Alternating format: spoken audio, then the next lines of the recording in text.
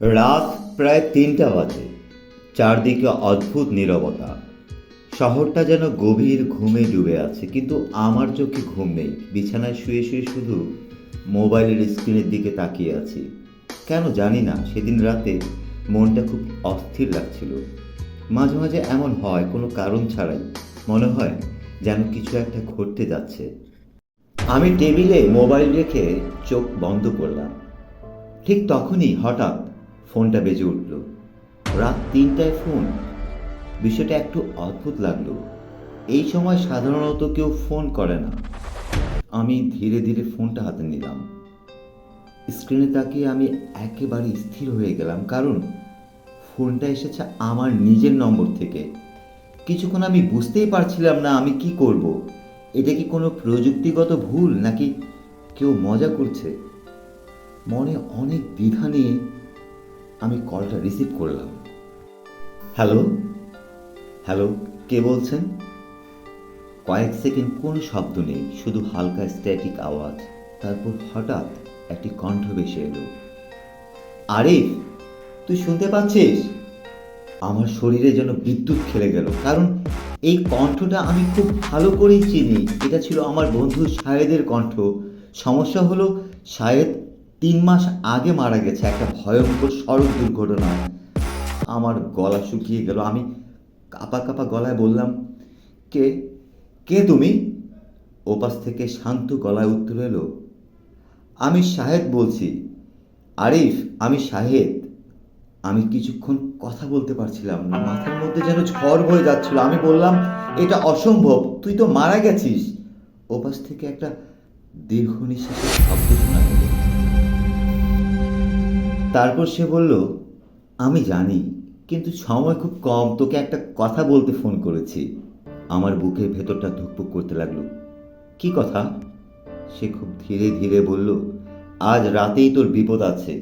আমি অবাক হয়ে বললাম, কিসের বিপদ? ও বলল, আজ রাতেই কেউ তোর বাসায় ঢুকবে। আমার শরীর ঠান্ডা হয়ে গেল। কি বলছিস এসব? কে ঢুকবে? কিন্তু শাহেদ শুধু বলল, যাই হোক, দরজাটা খুলবি না, কেউ ডাকলেও না। তারপর হঠাৎ ফোনটা কেটে গেল। আমি বিছানায় বসেছিলাম। বুঝতে পারছিলাম না আমি কি স্বপ্ন দেখছি নাকি সত্যি কিছু ঘটছে। হয়তো কেউ আমার সাথে ভয়ঙ্কর মজা করছে, কিন্তু কিভাবে কেউ শাহেদের কণ্ঠ এত নিখুঁতভাবে নকল করতে পারে? আমি এসব ভাবছি, ঠিক তখনই দরজায় কড়া নাড়ার শব্দ। আমার বুক ধক করে উঠল। আমি ধীরে ধীরে দরজার কাছে গিয়ে জিজ্ঞেস করলাম, কে? বাইরে থেকে উত্তর এলো, পুলিশ, দরজা খুলুন। আমি একটু দ্বিধা করলাম, তারপর দরজা খুললাম।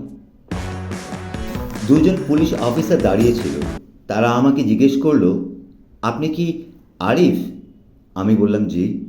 তারা বলল, আমরা একটা তথ্য পেয়েছি যে আজ রাতে এই এলাকায় কয়েকটি বাসায় চুরি হওয়ার পরিকল্পনা ছিল। আমি অবাক হয়ে বললাম, আপনারা কিভাবে জানলেন? একজন অফিসার বললেন, একটি অজ্ঞাত ফোন কল এসেছে। আমার শরীর হঠাৎ কেঁপে উঠল। পুলিশ কিছুক্ষণ কথা বলে চলে গেল। দরজা বন্ধ করে ধীরে ধীরে আমি আবার মোবাইলটা হাতে নিলাম। কল লিস্ট খুললাম। শেষ কল আমার নিজের নম্বর। সময় রাত ৩টা ২ মিনিট।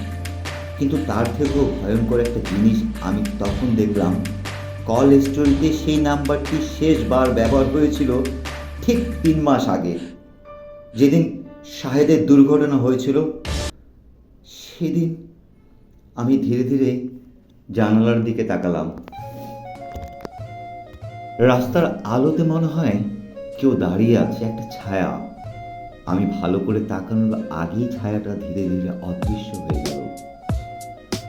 আজও আমি জানি না সেই রাতের ফোন কলটা আসলে কে করেছিল, কিন্তু একটা বিষয় আমি নিশ্চিত জানি, সেদিন যদি আমি সেই ফোনটা না ধরতাম, হয়তো আজ আমি এই গল্পটা বলার জন্য বেঁচে থাকতাম না।